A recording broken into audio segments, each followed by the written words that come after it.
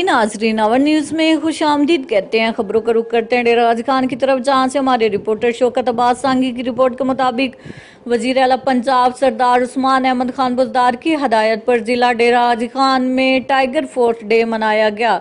DG कनाल के किनारे mega शजरकारी भी की गई। एक दिन में 16,000 और डिवीजन में बैक वक्त 1,16,000 फलदार और सायादार पौधे लगाए गए। तकरीब में मुशीर वजीर आला पंजाब मोहम्मद हनीफ पताफी, कमिश्नर साजिद जफर डाल, डिप्टी कमिश्नर ताहिर फारूक, ज़िले चेयरमैन वजीर आला शिकायत सेल उमर अब्दुल्ला मस्तोई, तमाम महकमों के ऑफिसरान, सियासी और समाजी शख्सियात, टाइगर फोर्स के रजाकारों ने शिरकत की।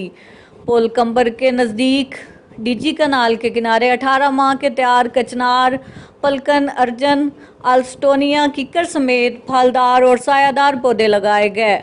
मुशीर वजीर आला पंजाब मोहम्मद हनीफ पताफी ने तकरीब से खिताब करते हुए कहा कि आज मुल्क की तारीख की बड़ी शजरकारी की जा रही है। सूबे में 12 लाख और मुल्क में 34 लाख पौधे लगाए जा रहे हैं। 2023 तक 10 अरब पौधों का टारगेट पूरा किया जाएगा। मजीद खबरों और अपडेट्स के लिए देखते रहिए आवर न्यूज़।